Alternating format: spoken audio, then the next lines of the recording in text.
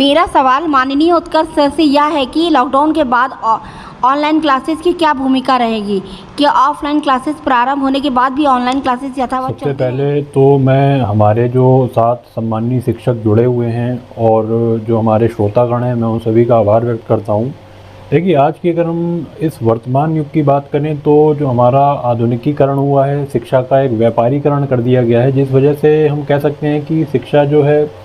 मूलतः ऑफलाइन और ऑनलाइन पर आधारित रहती है। दोनों के मध्य अंतर जानने से पहले हमें ये समझना पड़ेगा कि ऑनलाइन शिक्षा प्रणाली क्या होती है और ऑफलाइन शिक्षा प्रणाली क्या होती है। जब शिक्षा का प्रचार प्रसार किसी भी टेक्नोलॉजी के माध्यम से छात्रों में किया जाता है तो वो शिक्षा हमारी कहलाती है ऑनलाइन शिक्षा। और जब छात्र जो है या फिर छात्राएं हैं किसी कॉलेज में, विद्यालय में या फिर इस विश्वविद्यालय में जाकर कोई भी शिक्षा का एक प्राकृतिक रूप से उसको ग्रहण करते हैं तो वो शिक्षा का जो माध्यम होता है वो हमारा कहलाता है ऑफलाइन। अब यहाँ पर हमें देखना है दोनों के परिप्रेक्ष्य में कि लॉकडाउन के बाद ऑनलाइन शिक्षा जो है पूर्णतः समाप्त हो जाएगी या ये यथावत बनी रहेगी, या आने वाले समय में जो विश्वविद्यालय हैं या फिर जो हमारा एक कह सकते हैं टीचिंग प्रणाली है वो इस पर निर्भर करेगा। तो यहाँ पर मैं आपसे दो शब्द कहूँगा कि यदि ऑनलाइन माध्यम को हम संपूर्णतः अपनी शिक्षा प्रणाली में लागू तो कर सकते हैं लेकिन इस पर निर्भर नहीं रह सकते हैं, क्योंकि जो एक छात्र होता है उसका जो पूरा कह सकते हैं दिमाग की संरचना होती है वो ऑनलाइन के माध्यम से ग्रहण तो कर सकता है, लेकिन यदि उसको एक रचनात्मक कार्य क्षमता उसके अंदर विकसित करनी है तो उसके मुद्दे में हमारा जो ऑफलाइन शिक्षा है उसका रोल बहुत ज़्यादा अहम हो जाता है। और यदि हम थोड़ा सा इतिहास के पन्नों पर जाएं तो इतिहास के पन्नों में हमें ये देखने को मिलता है कि जो हमारा शिक्षा प्रणाली रही है वो गुरुकुल पद्धति पर ज़्यादा प्रचार प्रसार करती रही है। जब छात्र का उपनयन संस्कार हो जाता था तो वो गुरुकुल में जाकर कम से कम 3 से 4 वर्ष वहाँ पर रहता था और शिक्षा ग्रहण करता था, तो संपूर्णतः एक जानकारी और सारा एक प्रैक्टिकल अनुभव वो ग्रहण करता था। तो वहाँ पर ऑफलाइन शिक्षा का प्रचार प्रसार रहा है और हम ये पूर्णता नहीं कहेंगे कि शिक्षा प्रणाली को हम ऑफलाइन पूर्णता समाप्त करके ऑनलाइन पर ही आ जाएंगे। हाँ, ये जो लॉकडाउन का एरा रहा है तो इसके संदर्भ में हम ये कह सकते हैं कि आगे आने वाले समय में जो ऑनलाइन शिक्षा है वो एक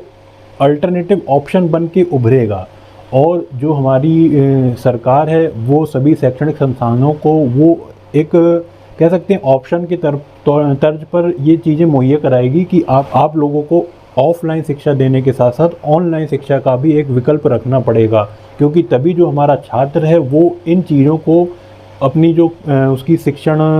उसकी जो पाठन पठन की शिक्षाएं हैं उस पर वो बाधित नहीं हों, वो सुचारू रूप से चलती रहें।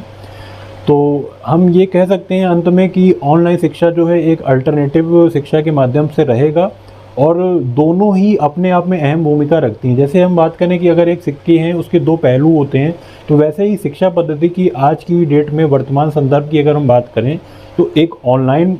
मोड है और एक ऑफलाइन मोड है।